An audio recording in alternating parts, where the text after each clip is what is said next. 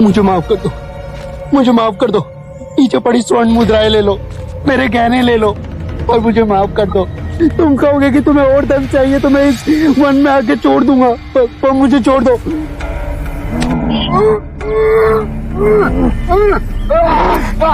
मुझ पे रहम करो, मुझ पे रहम करो, रहम करो मुझ पे। नहीं, मुझ पे रहम करो, रहम करो मुझ पे। मुझे धन नहीं चाहिए, मुझे 100 कटी हुई उंगलियां की माला चाहिए। नहीं, जिस दिन मेरे इस माला में 100 उंगलियां हो जाएगी उस दिन मुझे सिद्धि प्राप्त होगी। मेरी शक्तियां प्रबल रूप लेगी और पूरी सृष्टि में विकसित होगी। मुझ पे रहम करो।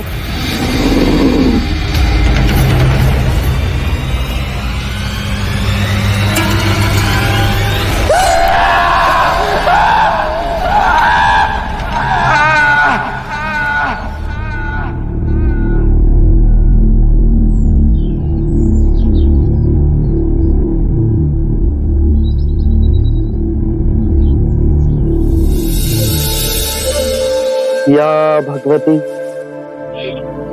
भिक्षाम देहि।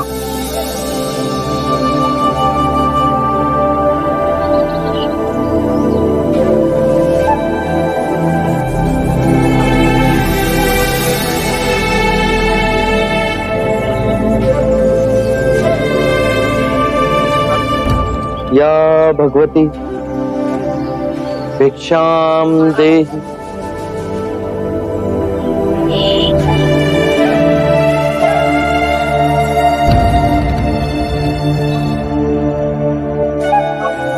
या भगवती भिक्षाम देहि।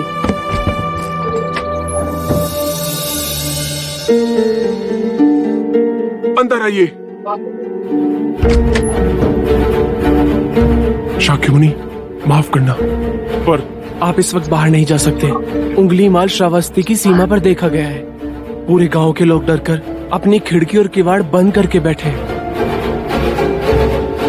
कौन है ये उंगली माल और उससे इतना भय किस कारण से? उंगली माल एक राक्षस है। उसे जो भी मानुष मिलता है, बच्चा, वृद्ध, स्त्री या सन्यासी, वो किसी को भी जीवित नहीं छोड़ता। महाराज प्रसन्नजीत के सिपाही भी उससे डरते हैं, वो भी उसे ना पकड़ पाए। धन के लालच में? नहीं, धन का उसे कोई लालच नहीं है। वो जब भी किसी प्राणी पर वार करता है, उसकी उंगली काटकर अपने गले की माला बनाता है, इसीलिए उसका नाम उंगली माल पड़ गया। और ये भी सुना है कि 100 उंगली की माला बनाकर जब वो अपने गले में बांधेगा, उसकी विनाशक शक्तियां बढ़ जाएंगी। आभार आपका, आपने मुझे उसके बारे में बताया। मुनि जी, आप बाहर न जाएं, वो आप पर भी वार कर सकता है। भय से अपनी राह छोड़ दूं, ऐसा मैंने कभी नहीं किया। मुझे भिक्षा मांगते देख जन जन के हृदय में उंगली माल का भय कम होगा।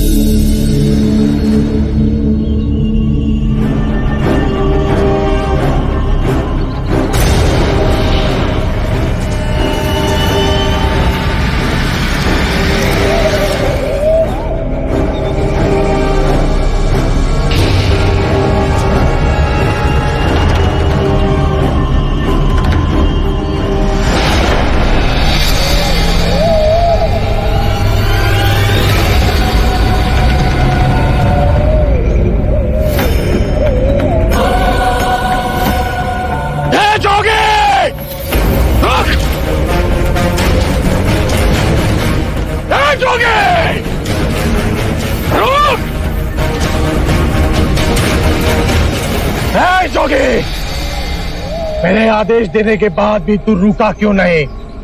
मैं तो बहुत पहले ही रुक चुका हूं, तुम ही नहीं रुके। मुझे मुझसे भय नहीं लग रहा, मैं आदि मानव हूं। नहीं, तुम मानव हो। जोगी, तूने कहा कि तू कब का रुक चुका है, और तू तो चल ही रहा था, और तूने ये क्यों कहा कि मैं नहीं रुका? मैं बहुत पहले ही रुक गया। ऐसे सारे बुरे कृत्य छोड़ दिए जिससे किसी भी प्राणी को दुख या कष्ट पहुंचे। मैंने जीवन की सुरक्षा करना सीखा। सब जीना चाहते हैं, बस तुम उन्हें करुणा से देखो तो। मैं सबकी हत्या करूंगा। मानव में न प्रेम है न करुणा है, सिर्फ छल और कपट है। तुम्हें लोगों ने बहुत दुख दिया है अंगुलीमाल। क्रूरता व्यक्ति अज्ञान के कारण ही करता है। घृणा, द्वेष, ईर्ष्या, मोह, माया, ये सब अज्ञान की ही संतान है। और वो व्यक्ति ही है जिसमें दया, करुणा, सद्भाव और समझ का उदय भी होता है। अंगुलीमाल, यदि इस जीवन में क्रूर और निष्ठुर लोग हैं, तो दयावान भी हैं। बस अपनी आंखों से ये अंधेपन का पर्दा हटा के देखो। तुम और व्यक्ति जैसे नहीं हो। मैं हर व्यक्ति जैसा ही हूँ, बस जागृत हो ये सिद्ध कर रहा हूँ कि हर व्यक्ति में जागने की क्षमता है। मेरा मार्ग क्रूरता को निर्मलता में परिवर्तित करता है। तुम घृणा के पथ पर बस इस क्षण रुक जाओ। तुम भी दया और करुणा के पथ पे चल सकते हो अंगुलीमाल। तुम वही हो जिन्हें लोग बुद्धा कहते हैं, जो लोगों को मुक्ति के मार्ग पर चलना सिखाता। मैं बहुत दूर निकल चुका हूं। मैंने बहुत हत्याएं की है। अब मेरे लिए रुकना असंभव है। असंभव कुछ नहीं। जब आंखें खुले तभी सवेरा। मैं पुनः जीवन की ओर नहीं मुड़ सकता। बहुत देर हो चुकी। तुम में इतनी चेतना है कि जो तुमने किया था वो बुरा था। इसका अर्थ है कि तुम में इतनी समझ है कि क्या बुरा है और क्या अच्छा है। अंगुलीमाल, जिस दिन से तुमने अच्छा कार्य शुरू किया, उस दिन से तुम्हारा नया जीवन शुरू हो जाएगा। मैं कितने भी अच्छे कार्य करूं, लोग मुझे उसी दृष्टिकोण से देखेंगे और मुझे चैन से जीने नहीं देंगे। यदि तुमने हिंसा का मार्ग छोड़ा तो मैं तुम्हें मार्ग दिखलाऊंगा। तुम्हारा संरक्षण करूंगा। तुम्हें लोगों की घृणा से बचाऊंगा। बस पहला पग तुम्हें ही उठाना है। ये हो सकता है? अवश्य हो सकता है। तुम में असामान्य बुद्धि है अंगुलीमाल। तुम आत्मज्ञान के पथ पे बहुत आगे जाओगे।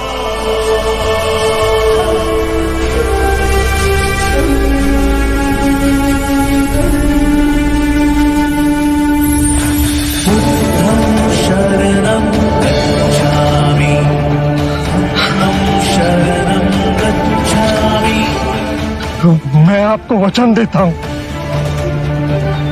मैं सारे बुराई के रास्ते छोड़ दूंगा। आपके पीछे करुणा के पथ पर चलना सीखो। कृपया कृपया मुझे आपका शिष्य बना दीजिए।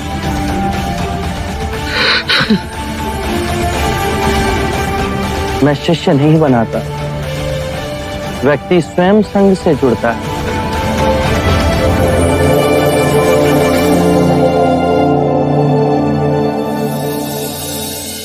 क्या अंगुलीमाल अहिंसा का रास्ता त्याग सिद्धार्थ का भिक्षु बन गया? सिद्धार्थ नहीं महाराज, शाक्य मुनि गौतम बुद्ध।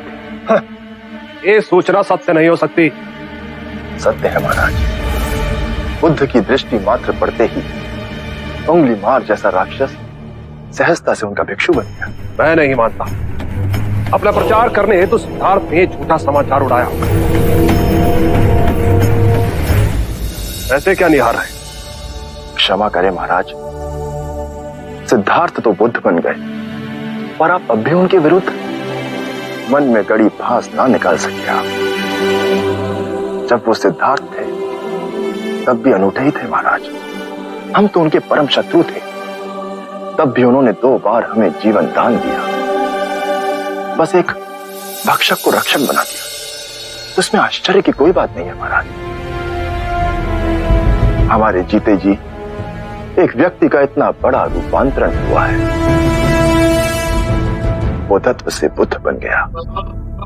ये चमत्कार ही तो है महाराज। अंगुलीमाल का ये हृदय परिवर्तन जब तक हम स्वयं न देखें विश्वास न होगा। सांप 100 रूप धर ले, फिर भी वो डसता अवश्य है।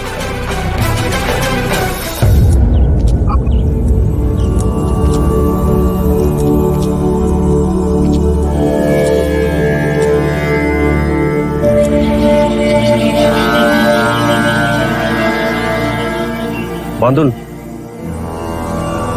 इतनी अधिक शांति की अनुभूति मुझे जैतवन में पहले कभी नहीं।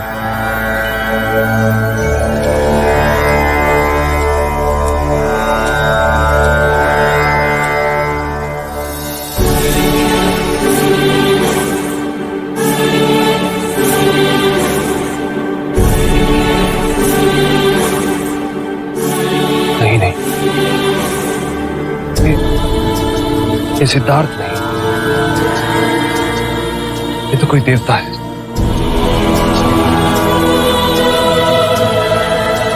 जिस प्रकार एक सर्प अपनी पुरानी केंचुली को छोड़ नई केंचुली धारण करता है, उसी प्रकार मनुष्य को भी अपने पुराने रूप को कई बार छोड़ नया रूप धारण करना पड़ता है।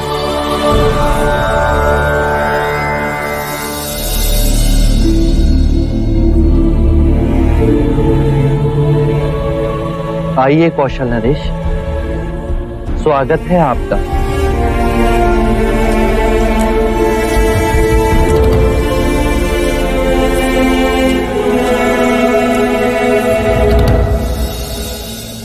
हम आपसे एक बात की पुष्टि करने आए। क्या आपने उस नरसंहारी राक्षस अंगुलीमाल को दीक्षा दे अपना भिक्षु बना लिया? हाँ, और अब वो मुक्ति के मार्ग पर चल पड़ा है। आप उचित समय पर आए हैं। और अंगुलीमाल? उसकी चर्चा हम बाद में करेंगे। पहले आप हमारे प्रिय भिक्षु की देशना सुन लीजिए। आओ अहिंसक।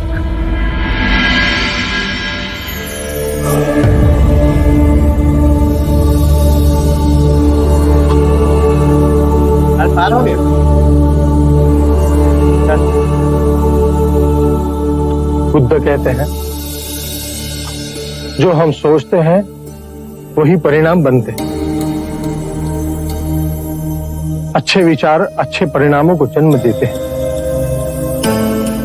बुरे विचार बुरे परिणामों को। यही प्रकृति का नियम है। व्यक्ति का सबसे बड़ा शत्रु उसका अपना मन है, जो जिधर चाहे जो चाहे उस व्यक्ति से अनुचित कार्य करवा सकता है। इतनी गूढ़ बातें कितने साधारण प्रकार से बताई आपके इस भिक्षु ने। कौशल नरेश, ये भिक्षु अहिंसक है। दीक्षा से पूर्व लोग इन्हें ही अंगुलीमाल कहते थे।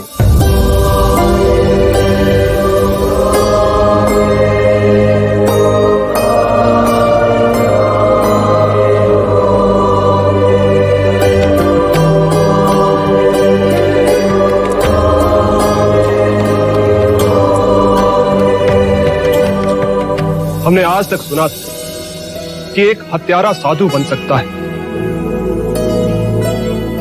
पर आज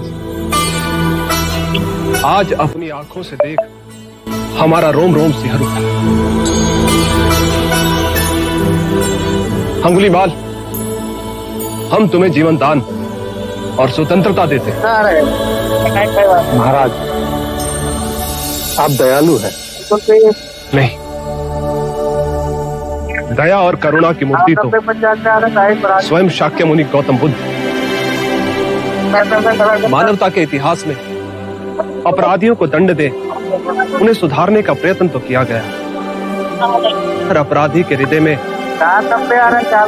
ये क्रांति केवल गौतम बुद्ध ही ला सकते। आरंभ हो गई निर्वाण प्रथा, सुनो सुनो ये बुद्ध कथा।